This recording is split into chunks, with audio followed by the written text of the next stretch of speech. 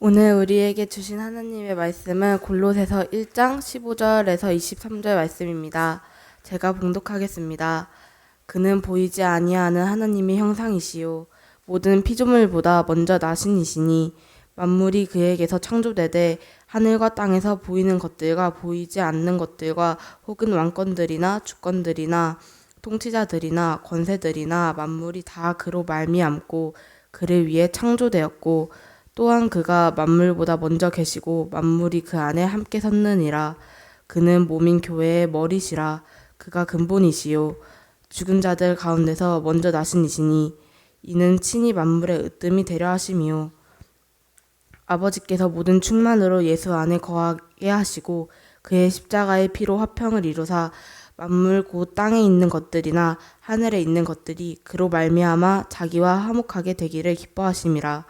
전에 악한 행실로 멀리 떠나 마음으로 원수가 되었던 너희를 이제는 그의 육체를 죽음으로 말미암아 화목하게 하사 너희를 거룩하고 흠없고 책망할 거 없는 자로 그 앞에 세우고자 하셨으니 만일 너희가 믿음을 거하게 터 위에 굳게 서서 너희 들은 바 복음의 소망에서 흔들리지 아니하면 그리하리라. 이 복음은 천하의 만민에게 전하된 마요 나 바울은 이 복음의 일꾼이 되었노라.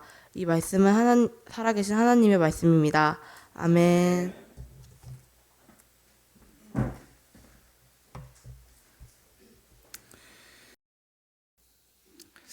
오늘은 우리 교회력으로 보면은요, 1년의 마지막 주일입니다. 다음 주부터 우리가 대림절이 시작되는데, 교회력으로서는요, 대림절 첫 주가 1년의 시작입니다. 우리 1년의 마지막 날이다 생각을 하고 예배를 드릴 수 있기를 바랍니다. 여러분 앞에 만약에 지금 아무것도 없죠. 그 성경책 말고는 없으실 텐데, 여러분 그 다이 앞에, 책 다이 앞에 빨간 버튼과 녹색 버튼이 있다라고 한번 상상을 해보시기 바랍니다. 여러분이 만약에 빨간 버튼을 누르면 10억을 받을 수가 있어요. 그런데 녹색 버튼을 누르면 1000억을 받을 수가 있습니다. 단 빨간 버튼을 누르면 10억을 100%의 확률로 받아요. 누르면 10억을 받는 거고요. 녹색 버튼은 누르면 1000억을 받는데 확률이 50%입니다. 반절은 받을 수 있고 반절은 받을 수가 없다.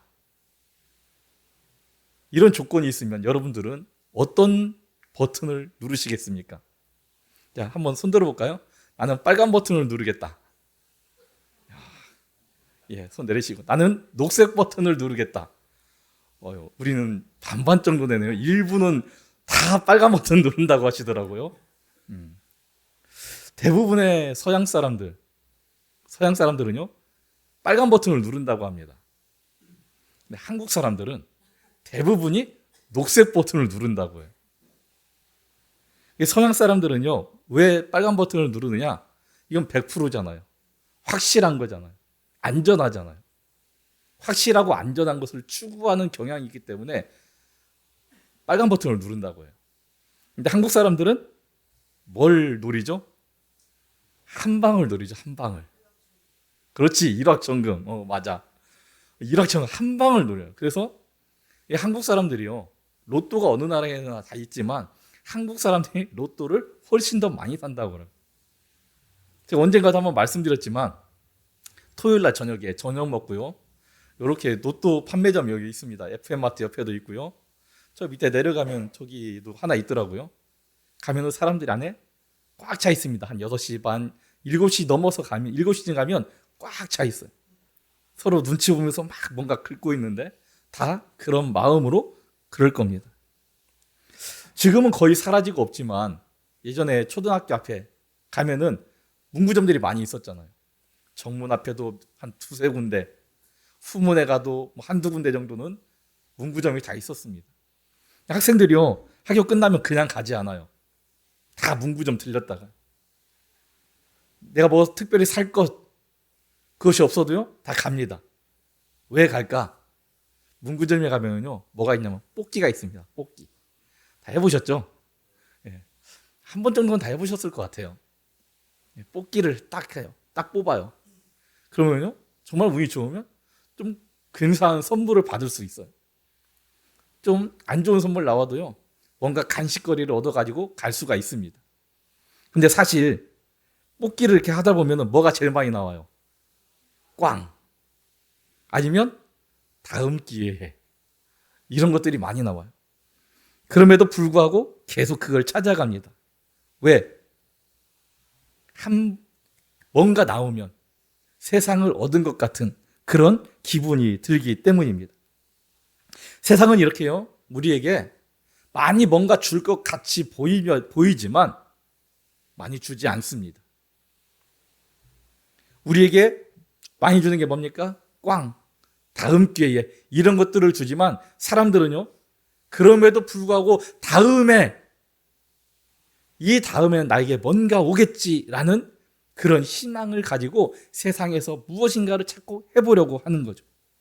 그런데요, 우리가 뭔가 선택했을 때, 뭔가 뽑았을 때 꽝이었고, 다음 기회가 아닌 지금 이루어지는 것은, 지금 우리 가운데 임하는 것은 예수 그리스도의 은혜밖에 없는 줄 믿습니다.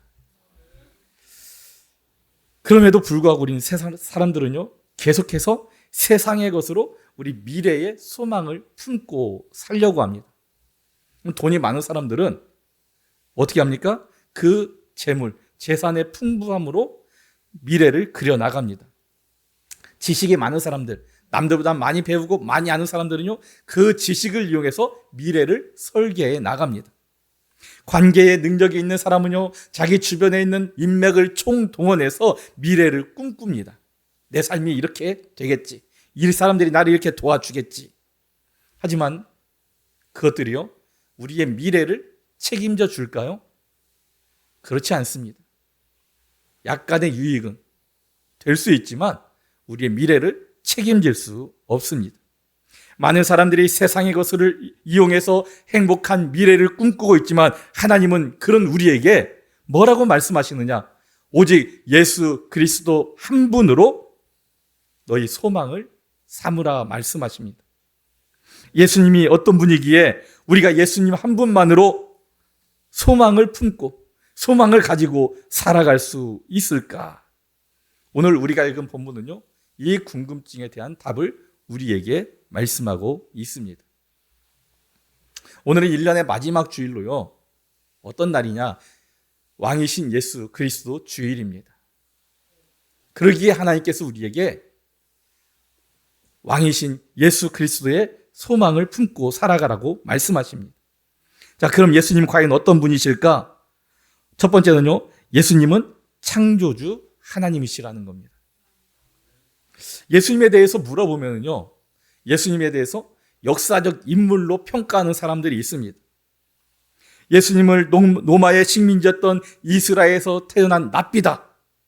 그가 사람들에게 많은 것을 가르쳤고 또 일반 사람들이 가지고 있지 않은 어떤 능력이 있어서 사람들에게 기적을 행해 주었는데 그 놀라운 가르침을 받고 놀라운 기적을 체험한 사람들이 끝까지 예수님과 함께하지 않고 예수님을 배반함으로써 예수님이 십자가에 못 박혀 죽게 만들었다. 이렇게 말하는 이들이 있습니다. 어떤 사람들은요, 예수님이 실존하지 않았다라고, 실제 있었던 인물이 아니라고 얘기합니다. 그리스 로마 신화나 어떤 각 나라마다 가지고 있는 그 신화의 이야기처럼 예수님이 실제로 존재하지 않았는데 사람들이 이런 사람이 있으면 좋겠다. 우리에게 이렇게 임하는, 우리 가운데 함께하는 이런 신이 있으면 좋겠다라고 생각해서 허황된 이야기를 지어낸 것이라고 말하는 사람들도 있습니다. 자, 그럼 예수님을 믿는다고 여러분들은 고백하시죠? 그 고백을, 그 믿음을 가지고 이 자리에서 예배드리고 있는 여러분들은 과연 예수님을 어떤 분이라고 생각하십니까? 오늘 본문은요, 예수님에 대해서 이렇게 말하고 있습니다. 15절에서 17절까지 우리 한번 같이 읽어볼까요? 그는 보이지 아니하는 하나님의 형상이시요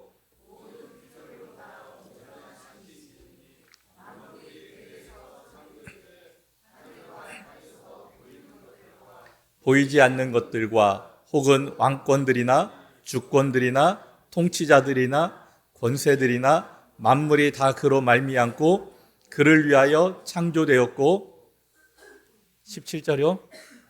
또한 그가 만물보다 먼저 계시고 만물이 그 안에 함께 섰느니라. 히브리서 11장 1절에 보면 이런 내용도 있어요. 믿음은 바라는 것들의 실상이요 보이지 않는 것들의 증거니. 믿음이요 우리 눈에 보이지 않는 것을 보게 만들어 주는 거라는 말씀이죠.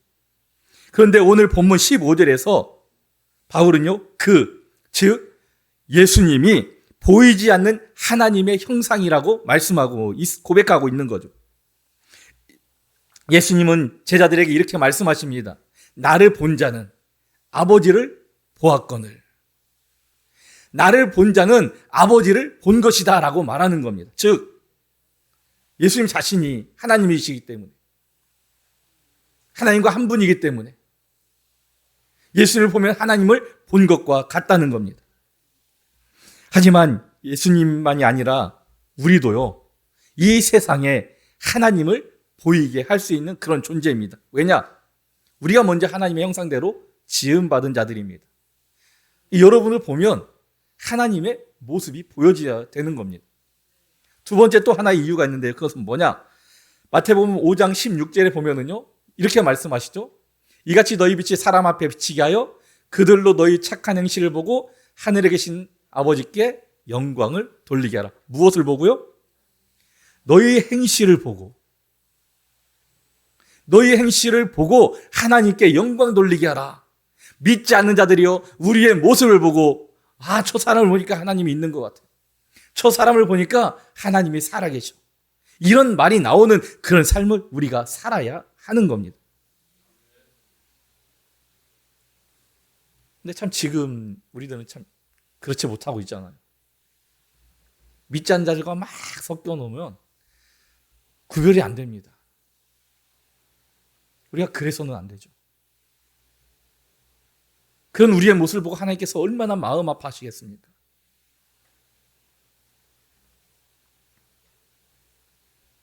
이렇게 하나님을 나타내는 예수님을 보면은요 15절과 17절에 예수님이 어떤 분이라고 기록되어 있느냐? 피조물보다 먼저 나시니. 보이지 않는 하나님의 형상인데요 모든 피조물보다 먼저 나신 이라고 기록합니다. 17절은요 그가 만물보다 먼저 계시고 라고 기록하고 있습니다.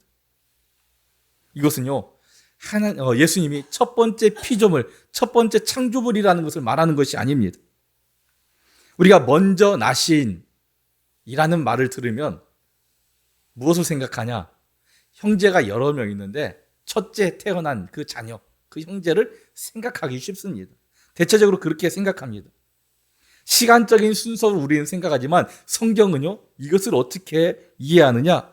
서열의 높음, 우월성을 말하고 있는 그런 내용입니다. 시편 89편 27절에 이런 내용이 있어요. 한번 읽어볼까요? 내가 또 그를 장자로 삼고, 내가가 누굽니까? 하나님이셔요. 그를은 누굽니까? 이거 맞추면 대단하신 분이죠. 여기서 그는요 다윗입니다. 그럼 다윗의 형제가 8명입니다. 8형제죠. 다윗이 몇째일까요? 그렇죠, 막내입니다. 그런데요 하나님께서 뭐라고 말씀하세요? 내가 그를 장자로 삼았다라고 말씀하시는 거예요. 여러분, 막내였던 다윗이 그 형들을 다 제치고 장자가 될 수 있을까요? 생물학적으로는 불가능합니다. 그러면 하나님께서 내가 이 다윗을 장자로 삼겠다, 지존자가 되게 하겠다라고 하신 말씀은 뭘까요? 그의 가족 안에서 최고의 서열, 가장 존귀한 자로 만들어 주리라는 약속의 말씀입니다. 다윗뿐 아니라요, 이 세상 모든 권력자도 다 예수 그리스도 안에서, 하나님의 뜻 안에서 권력을 잡게 되는 겁니다. 16절에 뭐라고 말합니까? 왕권들, 주권들, 통치자들, 권세자들 뿐만 아니라 모든 만물이 다 그로 말미암아서 힘을 얻게 되는 거고요, 다 권세를 누리게 되는 겁니다. 하나님의 뜻이 아니고서는 그들이 어떤 권세도 잡을 수가 없는 겁니다. 근데 우리를 보십시오. 우리는 하나님의 자녀가 되었고요, 이 세상 권력이 아니라 우리는 영적인 권력을 가지고 있는 자입니다. 우리처럼 여리고 약하고 막내 같은 우리를 하나님께서요, 영적으로는 장자가 되게 하시고 지존자가 되게 하신다라는 거죠. 그런데 그 중에서 예수 그리스도를 가장 먼저 되게 하신다는 거죠. 가장 큰 지존자, 가장 영적으로 장자가 되게 하신다는 겁니다. 16절의 말씀은요, 예수님이 만물보다 조금 더 일찍 창조되었다라는 것을 말하는 것이 아닙니다. 창조의 순서상 첫 번째라는 것이 아니라는 거죠. 예수님은요, 이미 만물의 창조 이전에, 창조가 시작되기 전에 하나님과 함께 계셨습니다. 성부 하나님과 이 세상의 창조를요, 같이 진행하셨습니다. 그래서 16절에 뭐라고 말씀합니까? 만물이 그에게서 창조되되라고 기록하고 있습니다. 그런데요, 예수님께서 이 세상 모든 만물을 창조하신 이유가 있습니다. 왜 컵이 있죠? 이 컵을 만든 목적이 뭘까요? 네. 그렇죠. 물 마시려고 하는 거예요. 이 컵을 가지고요, 축구하는 사람 있습니까? 없습니다. 이 컵을요, 타고 다니기 위해서 만든 사람 없습니다. 이 컵의 목적은요, 물 마시기 위한 겁니다. 옆에 피아노가 있습니다. 피아노의 목적은 뭐죠? 음악을 연주하기 위한, 우리가 노래를 부르거나 그럴 때 또 보조하기 위한 그런 목적이라는 거예요. 이 세상 모든 것이 다 목적이 있는 것처럼 하나님께서 우리를 지으신 목적이 있다는 겁니다. 그런데 그 창조하신 이유가 있는데요, 무엇 때문에 창조하셨느냐, 왜 창조되었느냐, 본문 나왔네요.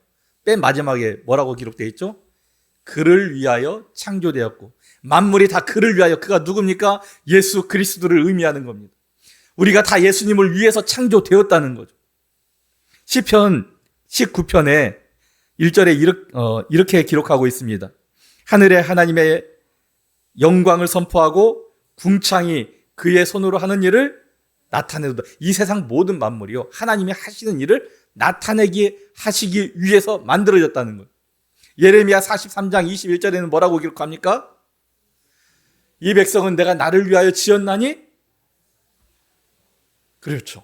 나를 찬송하게 하려고 내가 지었다라는 거죠. 하나님께서 그렇게 말씀하십니다.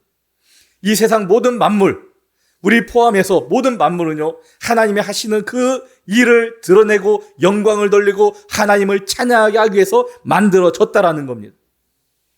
이 세상 만물이요, 우리를 위해서 하나님께서 만들어서 주시긴 했지만 우리는 그것을 통해서 하나님의 영광을 드러낼 수 있어야 하는 겁니다. 성경은 사람을 포함해서 세상의 모든 것이 창조된 이유는 하나님의 하시는 일을 선포하고 하나님께 영광을 돌리기 위한 것이라고 말씀하고 있습니다. 그렇다고 그러면 우리가 하나님께서 그렇게 하시기를 원하기 때문에 내 뜻대로 내가 하고 싶은 것을 하지 못하고 하나님이 원하는 것만 해야 되느냐? 아니죠.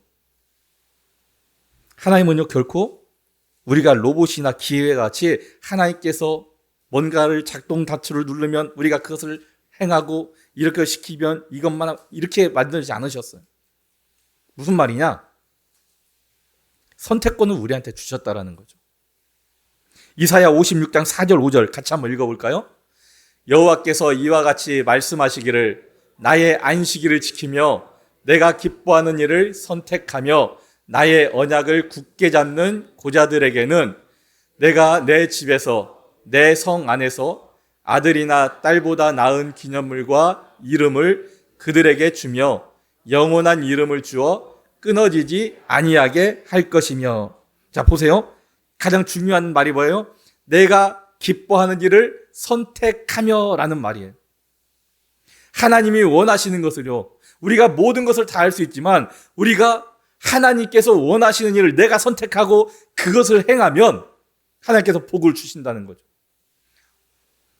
나의 언약을 굳게 잡는, 내 말에 따르는 자들에게 하나님께서 은혜를 주신다는 말입니다. 그가 어떤 사람이냐? 고자라 할지라도, 쉽게 말하면요, 우리가 뭔가 부족하고 뭔가 연약한 그런 사람이라 할지라도 하나님의 뜻을 쫓아 행한다면 하나님은 그에게 은혜를 베풀어 주시리라는 겁니다. 우리가요, 무엇인가 이루면 더 좋겠죠. 우리가 결정하고 그것을 이루어서 하나님께 영광 돌리면 더 좋겠지만, 우리가 하다가 만약에 실패한다 할지라도 그것이 하나님을 위한 일이었다고 한다면 하나님은 그것으로 기뻐하신다는 거죠. 그리고 우리가 하나님을 위한 그 결정을 하고 우리의 부족함으로, 우리의 연약함으로 실패하지 않습니다. 왜? 하나님께서 도우시기 때문입니다. 실패라고 하는 것은요, 우리가 볼 때 우리 입장에서 실패지 하나님의 입장에서 실패가 아니라는 겁니다. 하나님은 우리에게 선택권을 주셨습니다. 온전하지 못한 사람이라 할지라도 하나님께서 원하시는 것을 우리가 선택하기를 원하시는 겁니다. 하나님께서 기뻐하시는 일과 그렇지 않은 일을 행하는 것은요, 누구나 자기의 선택에 달려 있음을 아시기 바랍니다. 다만 우리는요, 이 세상의 모든 만물이요, 주님 안에 있다는 것을 잊어서는 안 됩니다. 우리가 생각하는 것, 우리가 행하는 것 다 주님 안에 있다는 겁니다. 내가 내 마음대로 살아가고 내가 내 인생을 설계하고 내가 내 인생을 아름답게 만들어가는 것 같지만 그것이요, 주님 안에 있다는 것. 쉽게 말하면 주님의 도우심 안에, 주님의 은혜 안에 있다는 것을 잊지 마시기 바랍니다. 이 세상의 모든 만물은요, 스스로 존재하지 않습니다. 주님께서 창조하셨고 주님을 위하여 있음을 기억하시기 바랍니다. 두 번째는요, 예수님은 어떤 분이신가? 예수 그리스도는 우리의 구원의 주님이십니다. 여러분, 우리가 사는 동안 얼마나 많은 말을 할까요? 여러분들 하루만 보면 하루에 얼마나 많은 말을 하십니까? 말을 안 하시는가 보네요. 예.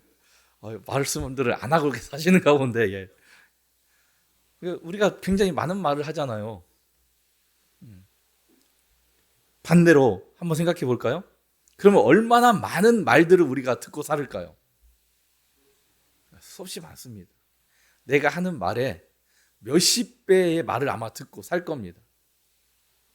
세상은요, 정말 수많은 외침의 소리가 들려옵니다. 그런데 누군가 무엇을 말할 때요, 그 사람이 혼자 중얼거리는 게 아니에요. 얘기할 때요, 내 말을 들어달라고 얘기하는 거죠. 여러분도 뭔가 얘기할 때에 그러잖아요. 내 말 좀 들어봐 하면서 얘기하잖아요. 그냥 다른 사람이 듣든 말든 나 혼자 얘기하는 사람 없어요. 그런 사람을 우리는 어떻게 봅니까? 제정신이 아닌 사람으로 보죠. 미친 사람 취급합니다. 혼자 막 얘기하는 사람. 그런데요, 이 수많은 소리 중에 우리에게 도움이 되는 소리도 있고 우리에게 전혀 도움이 되지 않는 그런 소리도 있습니다. 그럼 우리는 그 많은 소리 중에 어떤 소리를, 어떤 말을 들어야 할까? 하나님의 말씀을 들어야 합니다. 성도는요, 하나님의 말씀을 듣고 살아야 합니다. 마리아가 예수님을 집으로 초대합니다. 예수님을 집으로 초대한 이 자매가요, 굉장히 정신이 없습니다. 언니 마르다도 동생 마리아도 똑같이 정신이 없죠. 분주합니다. 근데 그 분주함이 다릅니다. 정신이 없는 게 달라요. 마르다는요, 예수님을 위해서 식사 준비를 하느라고 분주합니다. 동생 마리아는 예수님 앞에 앉아서 예수님의 말씀을 들으려고 분주합니다. 근데 마르다가요, 식사 준비를 하다 보니까 화가 나는 거예요. 지금이야 가스레인지도 있고 많잖아요. 가스레인지도 불이 하나짜리 쓰는 사람 있습니까? 없습니다. 최소한 2개, 3개, 4개, 그 밑에 그릴이 있는 것도 있습니다. 한 번에 여러 가지 요리를 동시에 할 수 있어요. 근데 이 당신은 그러지 않잖아요. 불을 떼서 하나 요리하고 그 옆에 치워놓고 또 해야 되고, 이런데요, 동생이 도와주지 않는 겁니다. 음식 재료 손질해야죠. 음식을 익혀야죠. 바쁜데 동생이 안 도와주는 거예요. 그러니까 마르다가 어떻게 합니까? 예수님에게 동생한테 나를 좀 도와달라고 해주세요. 내 말을 안 듣는데 예수님이 말씀하시면, 주님이 말씀하시면 들을 거 아닙니까? 근데 주님이 그 얘기를 듣고 뭐라고 대답하세요? 마리아는 이 좋은 편을 택하였다라고 말씀하십니다. 마리아가 뭐 했다고요? 예수님의 말씀을 들었다는 거예요. 예수님의 말씀을 듣는 게 좋은 거고 그것을 먼저 택해야 한다는 걸 주님께서 그것을 말씀하고 있는 겁니다. 우리가 해야 할 일이 많음에도 불구하고 가장 먼저 해야 될 건 뭡니까? 하나님의 말씀을 듣는 겁니다. 그런데 우리가 들어야 될 하나님의 말씀 중에 핵심, 가장 중요한 내용은 뭐냐? 예수 그리스도의 복음인 줄 믿습니다. 하나님은 우리가 죄인이 되었음에도 불구하고요, 그 사랑하심을 거두지 않으셨습니다. 하나님은 범죄한 아담에게 가죽옷을 지어 입히시는 그 사랑을 보여주셨습니다. 아벨을 죽인 가인을 다른 사람들이 해치지 못하도록 보호해 주신다라는 그 사랑을 보여주셨습니다. 금송아지 우상을 섬긴 백성들을 위해서 기도하는 모세를 그 기도를 들어주셨습니다. 그 사랑을 보여주신 겁니다. 하나님의 말씀을 따르지 않고 늘 불평하고 원망하는 백성들이 회개할 수 있도록 기다려 주십니다.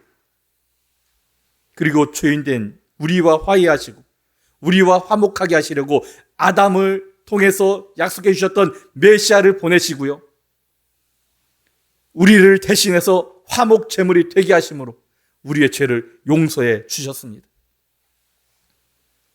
주님께서 십자가에서 그 귀한 보혈을 흘리시고요, 우리 대신 죄의 대가를 치르시고 대신에 우리가 하나님과 화목할 수 있도록, 화평할 수 있도록 그 길을 열어주셨습니다. 주님께서 지신 십자가, 그 고난, 그 결과가 무엇입니까? 우리가 하나님을요, 아빠라고 부를 수 있게 된 겁니다. 갈라디아서 4장 5절 6절에 우리가 하나님을 아빠, 아버지라고 부르게 하셨음을 기록하고 있습니다. 그래서 우리가요, 하나님을 부를 때, 하나님, 기도할 때도요, 늘 하나님, 주님 하는 것보다 때에 따라서는 아빠라고 한번 불러보세요. 힘들고 어려운 일 있을 때, 아빠, 나 너무 힘들어요. 아빠, 나 좀 도와주세요. 여러분의 자녀들이 아빠, 나 힘들어요, 뭐 좀 도와주세요 하면 여러분 어떻게 하십니까? 나도 힘들어 임마, 그러십니까? 안 그러시잖아요. 내가 힘들어도요, 자녀들이 도와달라고 하면 도와줍니다. 그게 아버지의 마음이죠. 여러분 힘드십니까? 여러분이 해결할 수 없는 어떤 큰 짐 같은 그런 일, 그게 있으십니까? 우리 아빠 되신 하나님께 맡기십시오. 아빠 하면서 맡기세요. 우리 아버지 되신 하나님은요, 우리의 그 기도를 외면하지 않으십니다. 이 예수 그리스도가 우리를 하나님과 회복시켜 주시고 아빠라고 부를 수 있게 한 이 내용이요, 우리에게 가장 큰 복음입니다. 죄인된 우리에게 있어서 가장 큰 소망이 되는 줄 믿습니다. 그런데 이제 우리가 하나님을 아빠라고 부르면요, 우리가 신분의 변화가 일어난 겁니다. 사람은요, 신분에 따라서 사는 모습이 다릅니다. 여러분, 우리나라 지금 왕이 없지만 왕의 모습을 보십시오. 왕이 일반 백성들과 똑같은 모습으로 삽니까? 안 그러잖아요. 왕자가 하인처럼 살 수 없고요, 평민이 귀족처럼 살 수도 없습니다. 우리는 죄의 노예에서 하나님의 자녀로 신분이 바뀌었습니다. 신분이 바뀌면요, 우리의 삶이 바뀌어야 된다는 거예요. 사극을 여러분 다 보셨죠? 우리나라 사극 참 재밌게 잘 만들어요. 사극에 꼭 나오는 사람이 누구예요? 왕이 나옵니다. 왕자들이 나옵니다. 근데 왕과 왕자 옆에 따라다니는 사람들이 있어요.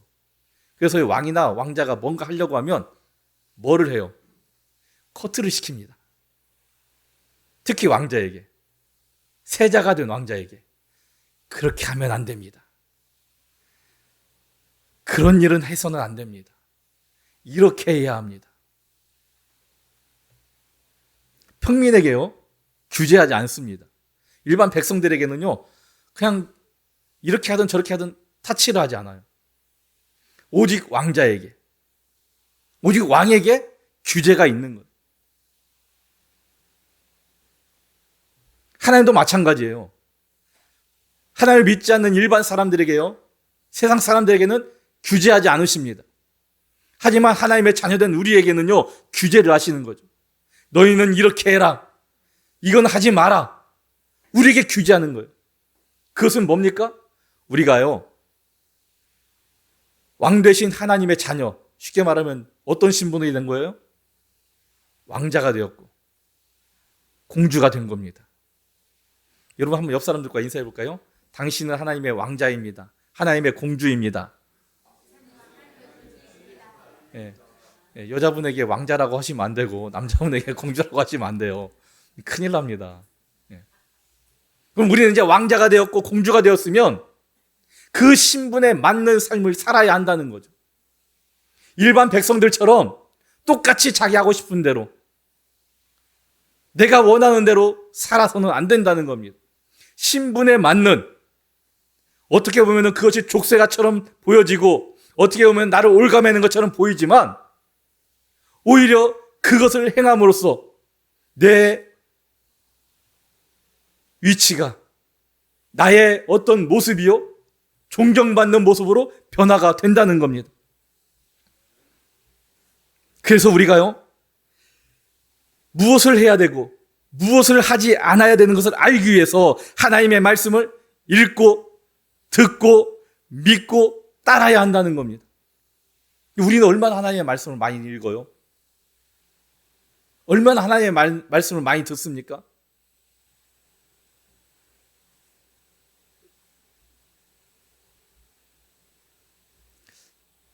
하루에 성경을 한 장씩이라도 읽으시나요?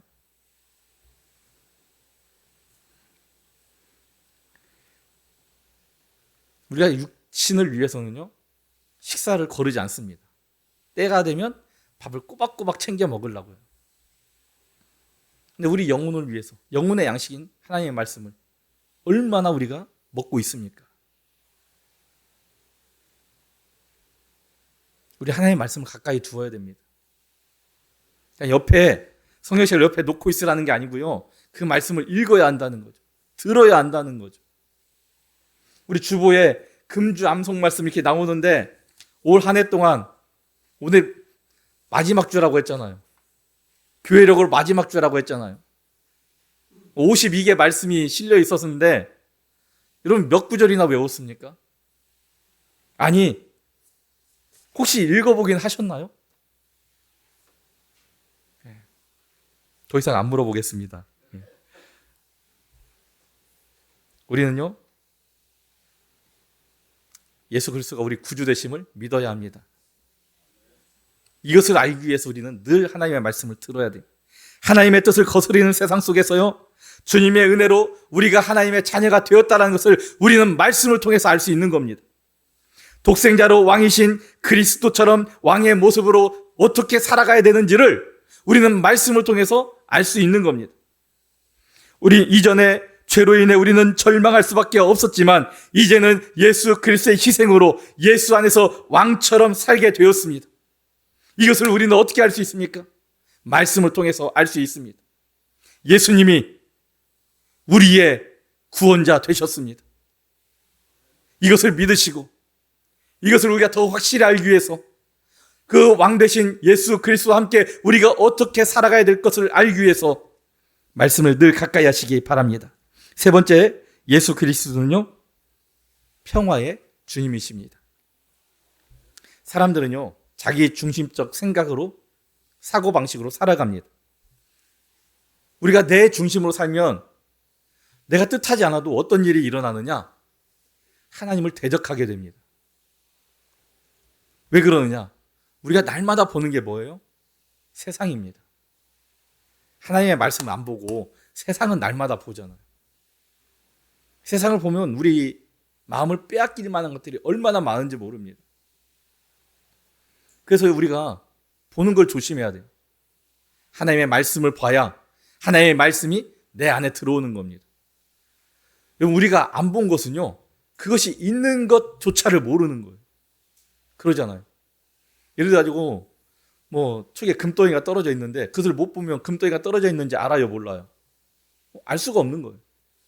우리가 세상을 자꾸 보면은요, 세상의 그 어떤 유혹적인 것, 향락, 이 세상의 어떤 죄성을 가진 것들이 우리 안에 들어오게 되는 겁니다. 그런데 우리가 하나님의 말씀을 계속 보게 되면요, 하나님의 이 거룩한 말씀이, 이 거룩성이 우리 안에 들어오게 되는 겁니다. 그래서 우리가 무엇을 보느냐 굉장히 중요하죠. 새벽 예배 때 말씀을 드렸었는데요, 죄의 3단계가 있습니다. 그게 뭐냐? 첫째는 보는 거죠. 지금 우리가 여호수아를 보고 있는데요, 아간이 여리고성에서 그 하나님께 드려진 예물 가운데 일부를 감춥니다. 신할의 외투 한 벌, 은, 금, 이것을 숨깁니다. 그런데 아간이 하나님의 것을 세상 말로 빼돌렸다고 그랬을 때, 그것이 적발됐을 때에 아간이 고백하죠. 내가 이것들을 보고, 이것들을 탐내고, 이것들을 취했다. 근데요, 아담과 하와도 똑같은 거죠. 하와가 선악과를 따먹을 때 성경은 뭐라고 기록합니까? 그것을 볼 때 탐스럽기도 하고 보암직 먹음직도 하고 탐스럽게 할만해서 그것을 따서 먹었다. 그런데요, 똑같아요. 단어가 보았다, 탐스럽다, 탐내다, 그리고 가져왔다 하고 따 먹었다. 번역이 좀 다르게 됐지만 단어가 똑같습니다. 그래서 우리는요, 늘 보는 것을 조심해야 한다는 거죠. 이 세상은요, 할 수만 있으면 택하신 하나님의 사람들도요, 유혹해서 넘어뜨리려고 합니다. 이 유혹의 사탄이 우리를 떠나지 않습니다. 끊임없이 다가옵니다. 이때에 우리가요, 믿음에 굳게 서서 이 믿음을 지켜낼 수 있는 유일한 방법은 뭐냐? 바로 평화의 주님을 바라보는 겁니다. 왜 그러느냐? 평화의 주님께서 십자가의 고난을 통해서요, 우리를 변화시켜 주셨습니다. 하나님의 자녀로 변화시켜 주셨고, 하나님의 자녀가 되는 순간 우리에게 평화를 주셨습니다. 우리가 예수 그리스도를 떠나는 그 순간 우리는 이 평화가 깨져버리고 마는 겁니다. 21절에서 23절까지의 말씀을 보면은요, 20절에서 말한 화목하게 되시는 하나님의 말씀이 조금 더 구체적으로 표현되고 있습니다. 같이 한번 읽어볼까요? 전에 악한 행실로 멀리 떠나 마음으로 원수가 되었던 너희를 이제는 그의 육체의 죽음으로 말미암아 화목하게 하사 너희를 거룩하고 흠없고 책망할 것이 없는 자로 그 앞에 세우고자 하였으니, 만일 너희가 믿음에 거하고 터 위에 굳게 서서 너희 들은 바 복음의 소망에서 흔들리지 아니하면 그리하리라. 이 복음은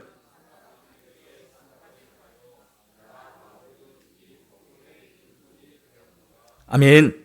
이 말씀은요, 하나님께서 성도들에게 어떤 일을 행하고 계신지를 보여주는 말씀입니다. 하나님과 원수되었던 우리를 하나님과 다시 화목하게 하시려고 독생자 예수 그리스도를 보내서 우리를 변화시켜 주시는 그러한 말씀입니다.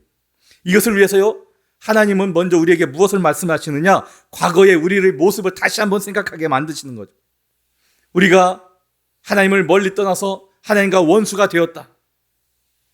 우리가 마음으로 지은 죄, 행동으로 지은 죄, 말로 지은 죄, 이 모든 것을 통해서 하나님과 원수가 되었다라는 겁니다. 여러분, 우리가 죄를 짓습니다. 날마다 죄를 지어요. 어떤 죄를 가장 많이 짓습니까? 마음으로 품는 죄, 말로 하는 죄, 행동으로 하는 죄. 우리는 날마다 죄를 짓습니다. 그 죄는요, 우리로 하여금 하나님과 원수가 되게 만든다는 거죠. 아담 이후로 모든 사람은요, 악한 마음, 타락한 양심을 가질 수밖에 없었어요. 그 악한 마음과 타락한 양심은요, 하나님을 따르지 않게 만듭니다. 하나님의 말씀을 벗어나게 만듭니다.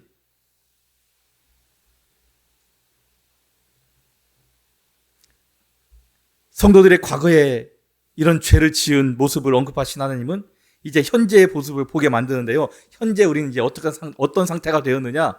예수 그리스도의 보혈로 말미암아 하나님과의 관계가 회복된 그런 상태가 되었다는 것을 말합니다. 우리가 하나님을 아버지로 부를 수 있다는 것, 예수 그리스도가 내 구주라는 것을 고백하면은요, 우리의 관계는, 하나님과의 관계는 회복된 관계입니다. 성령이 아니고서는 우리가 예수를 주라 시인할 수 없기 때문입니다. 내가 예수를 주라 말하는 것은 하나님과 관계가 회복되었다는 겁니다. 그리고 이제 그 관계가 회복되면 나타나는 특징 중에 한 가지가 뭐냐? 우리에게 평강이 임하는 겁니다. 불안에 떨고 있던 그 제자들에게 부활하신 주님이 나타나셔서 처음 주셨던 말씀이 뭐냐? 너희에게 평강이 있을지어다입니다. 본문에서 골로새 교인들도 역시요, 그들이 불안에 떨고 있을 때 주 예수 그리스도의 그 은혜로 말미암아 거룩하고 흠이 없고 책망할 것이 없는 자가 되었다라고 기록하고 있습니다. 그런데 이렇게 우리에게 평화를 주시고 관계를 회복하게 하신 이유가 또 있습니다. 우리의 존재 이유가 있듯이 하나님과 깨어진 관계를 회복시켜 주신 그 이유가 있다는 겁니다. 뭐냐? 바울처럼 복음의 일꾼이 되게 하시기 위함입니다. 우리가 세상에서 열심히 살고 노력하면요, 내가 원하는 무엇인가를 얻을 수 있습니다. 하지만 그것이요, 영원하지 않아요. 잠시 잠깐의 기쁨, 그것을 누릴 수는 있지만 영원하지 않습니다. 늘 걱정할 것, 불안하게 만들 것들이 우리에게 엄습해 오기 때문입니다. 하지만 우리를 영원히 기쁨을 누리게 하고 평안을 누리게 하는 그분이 있습니다. 바로 예수 그리스도입니다. 예수 그리스도는요, 우리에게 영원한 만족을 주실 수 있어요. 영원한 기쁨을 주실 수 있고 우리가 영원한 평화를 누리게 만드십니다. 그분이 바로 우리를 창조하신 분입니다. 죄에 빠진 우리를요, 실수하여 죄에 빠져 넘어진 우리를요, 자신이 희생제물이 되어서 구원해 주셨습니다. 주님은 우리가 하나님의 자녀가 되게 하셨고 우리에게 평화를 주신 분이십니다. 예수님은 친히 이뤄놓으신 이 놀라운 은혜를요, 이제 우리 모두가 누리며 살기를 원하고 계십니다. 이 은혜가 여러분들에게 임하고 여러분들이 이 예수 그리스도의 은혜를 누리며 살 수 있게 되기를 원합니다. 하지만 한 가지 우리가 잊지 않아야 될 것이 있습니다. 우리는요, 주님의 뜻을 이루고 그 은혜 가운데에서 주님의 영광을 드러내기 위해서 창조된 자들이라는 것을 잊지 마시기 바랍니다. 기도하겠습니다. 좋으신 아버지 하나님 감사합니다. 오늘도 우리 함께해 주시고 오늘도 우리에게 생명의 귀한 말씀을 주심을 감사드립니다. 오늘은 왕이신 예수 그리스도 주일입니다. 우리가 오늘 말씀을 통해서 왕 되신 그리스도께서 어떠한 분이신지, 예수님은 과연 어떤 분인지를 나누었습니다. 예수님은 우리를 창조하신 창조주이십니다. 우리를 구원하신, 그 구원을 이루시고 하나님과 화해하게 하신 우리의 구원자이십니다. 뿐만 아니라 그 구원으로 말미암아 우리의 삶에 평화와 기쁨과 행복을 주신 분이심을 우리가 잊지 않게 하시고, 이것을 우리가 누릴 뿐만 아니라 이제 이것을 다른 이들에게 전하고 주 예수 그리스도의 영광을 드러내며 살아갈 수 있는 저희가 되게 하여 주시옵소서. 예수님의 이름으로 기도드립니다. 아멘.